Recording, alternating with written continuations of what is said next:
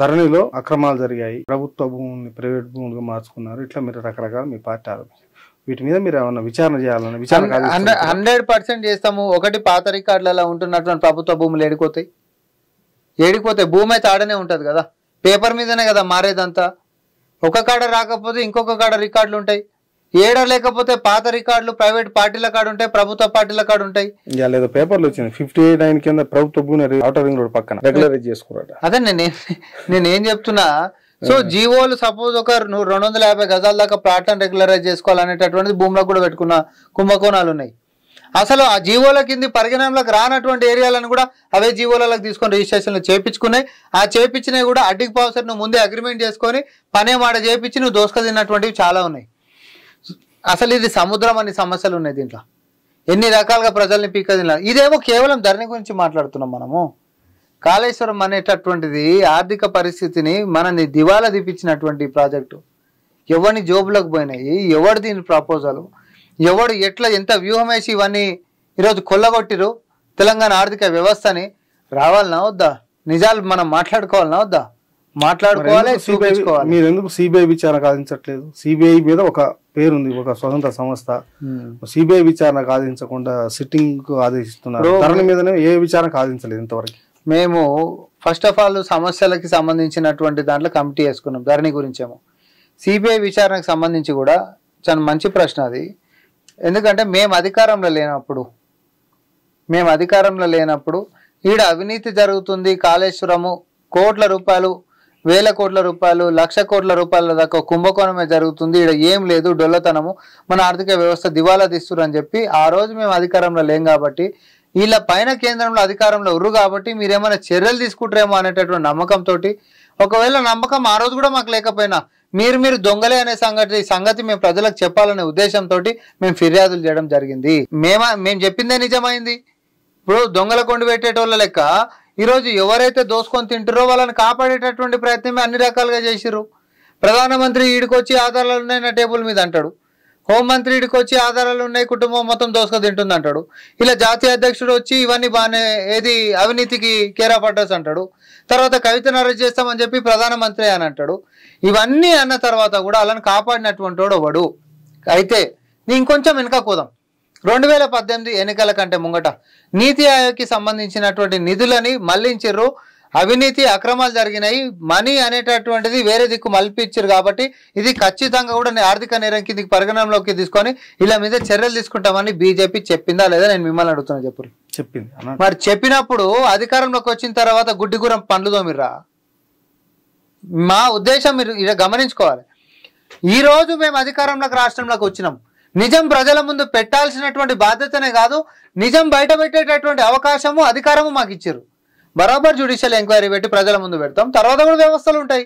దీనికైనా time వాడలేదు కదా, ఉందా? 3 నెలలనే లోపడొస్తేనే సిబిఐ ఎంక్వైరీ అవుతుంది, లేకపోతే సిబిఐ దర్వాజాలు పెట్టుకొని తాళం వేసుకుంటుంది దానికి ఉందా?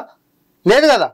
సో ఆధారాలతోటి సిట్టింగ్ జడ్జి తోటి అవినీతి కుంభకోణాన్ని ఈడ ముడుపులన్నీ ముట్టినాయి, కేంద్రంలో ఉన్నోనికి ముడుపులన్నీ ముట్టినాయి, కథ మొత్తం తెలంగాణ సమాజం ప్రజల ముంగట పెట్టినామనుకోరి రేపు పొద్దున లెక్క తేలాల్సిందే కదా. కాళేశ్వరం ముడుపులు కేంద్రానికి కూడా పోయినాయనా మీ ఆరోపణ?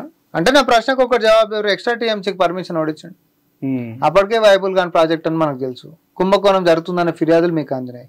మీ కింద రాష్ట్ర నేతలు కూడా కొంతమంది పాపం పైన అంటే ఈ లింకేజీలు తెలియని వాళ్ళు అవినీతి జరిగిపోతుంది తెలంగాణను కొల్లగొడుతున్నారు అని చెప్పి ధర్నాలు దీక్షలు కూడా చేసిర్రు. 100% బలీకా బకరాలే అయ్యారు, బలేరు కదా, బలీకా బకరాలే అయ్యారు వాళ్ళు కూడా.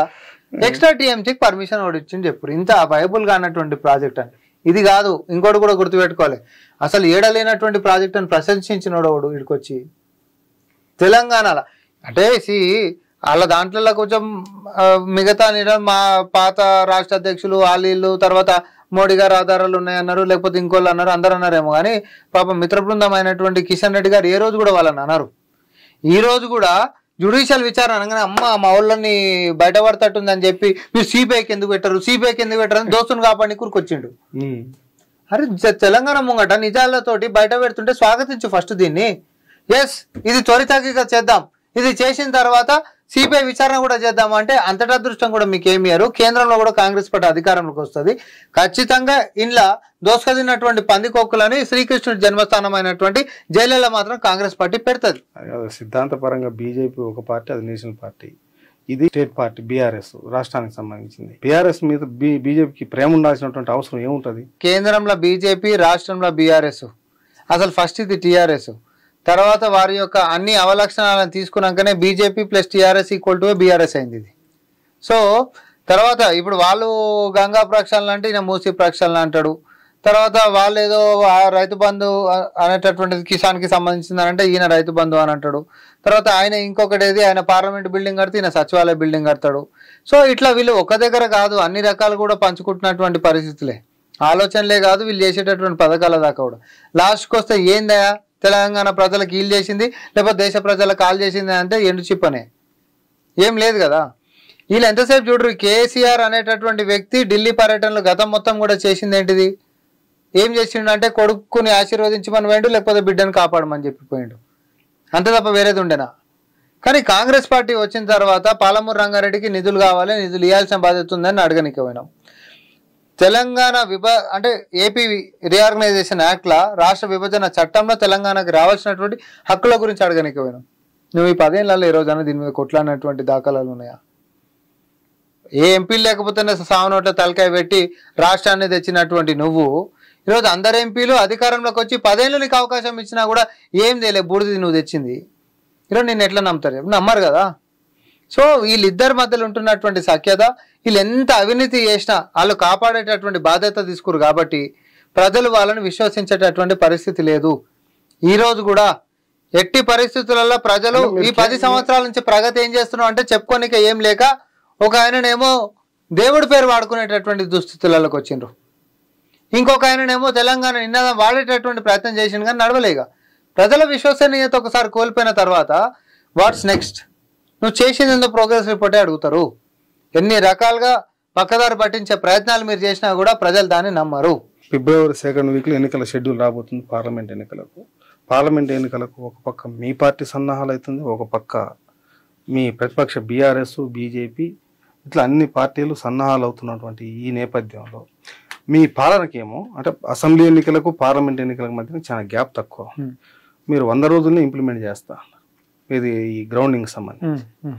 ఇప్పుడు మీరు ప్రజలకు ఈ నెల రోజుల్లో మీరు ఇచ్చిన హామీలలో ఏ మేరకు నెరవేర్చబోతున్నారు? అంటే ఏ పథకాలు నెరవేర్చాలన్నా మీరు ఫిబ్రవరి 1వ వారం వరకే. నేను ఒకటి చెప్తా, 10 సంవత్సరాల క్రితం మాటిచ్చి తప్పినప్పటికి కూడా ఓపికగా జరుగుతుంది ఏమంటేటువంటి 10 సంవత్సరాల అవకాశాలు వాళ్ళకి ఇచ్చిరు. మేము అట్లా కూడా ఏం అడగలే. మేము వచ్చిన రోజు నుంచే మొదటి సంతకాలే సంక్షేమాల మీదకించి మేము పోయినాం. ఆర్థికంగా ఎంత నష్టంగా ఉంటున్నప్పటికీ కూడా ఒక రకంగా రిపేర్ సిస్టమ్ చేసుకుంటా, ఇంకో రకంగా మేము ఇచ్చినటువంటి మాట మీద నిలబడుకుంటా పారదర్శకమైనటువంటి పరిపాలన మేము అందిస్తూ ఉన్నాం. పార్లమెంట్ ఎన్నికల కాడికి వచ్చేసరికి తెలంగాణ ప్రజలు ఎట్లా ఆలోచిస్తారు అని అంటే, కేంద్రంలో బీజేపీ ఉంటే మనకు ఒరిగింది అయితే ఏం లేదు, మనకి ఇవ్వాల్సినటువంటి హక్కులు కూడా ఇప్పటిదాకా 10 ఏళ్ల సంది ఇవ్వలే. స్మార్ట్ సిటీలు అన్నారు ఇవ్వలేదు, జాతీయ హోదా మిగతా పక్క రాష్ట్రాలకు వచ్చినాయి, తెలంగాణ ఏం పాపం చేసిందని చెప్పి ఇది ఇవ్వలేదు. పోనీ అవినీతి చేసుకుంటా ఇంత మనని రోడ్ల పాలు చేస్తున్నటువంటి పరిపాలన సాగుతుంది కానీ ప్రజలు మొత్తం మొత్తుకున్నప్పటికీ, పిల్లల కొలువు రానప్పటికీ, ఏం చేసినప్పటికీ చర్యలు కూడా తీసుకోలేదు. ఏ రకంగా బీజేపీ తెలంగాణకి 10 సంవత్సరాల అవకాశం ఇచ్చిన కేంద్రంలో బీజేపీ ఉంటే తెలంగాణకి ఏం ఒరగదు అనేటటువంటిది చాలా స్పష్టంగా ప్రజలకి ఉంది. బీజేపీ తర్వాత బీఆర్ఎస్ ఇద్దరు కలిస్తే జోగి జోగి రాసుకుంటే బూడిద రాలింది అన్నట్టుగా ఈరోజు తెలంగాణకి మాత్రం ఒరిగేటటువంటి అంశం ఏమీ లేదు. కాంగ్రెస్ పార్టీ రాష్ట్రంలోకి వచ్చింది, కాంగ్రెస్ పార్టీనే కేంద్రంలో కూడా తెచ్చుకుంటే మనకి ఇచ్చినటువంటి సంక్షేమాలు బ్రహ్మాండంగా ఇంకొకడ చేతులు చాపకుండా సంక్షేమాలు వస్తాయి, కేంద్రం నుంచి నిజాయితీగా వస్తాయి, మనకు రావాల్సినటువంటి హక్కులు వస్తాయి, చట్టంలో ఉంటున్నటువంటి కూడా నెరవేరుతాయి. సో స్పెషల్ ఫోకస్ అనేటటువంటిది కాంగ్రెస్ పార్టీకి తెలంగాణకు ఉంటున్నటువంటి ఆ అవినాభావ సంబంధం ఏదైతే ఉందో, ఈరోజు హైదరాబాద్లో ఒక గుండు సూది వేస్తే 3-4 కిలోమీటర్లలో ఏదో ఒక కేంద్రానికి సంబంధించినటువంటి సంస్థ ఉంటుంది. ఇదంతా కూడా కాంగ్రెస్ హయాంలో మాత్రమే జరిగింది. బీజేపీ వచ్చినాక ఏమైనా జరిగింది ఒక్కటి ఉందా? లేదు కదా. ఈ అంశాలలోకి వచ్చి రాష్ట్రంలో కాంగ్రెస్కి అవకాశం ఇచ్చినప్పుడు కేంద్రంలో కూడా కాంగ్రెస్కి ఇద్దాం, ఎందుకంటే ఆపోజిట్ పోల్స్కి ఇచ్చినప్పుడు పనులు జరగవనేటటువంటి స్పష్టత ప్రజలకు కూడా ఉంటుంది.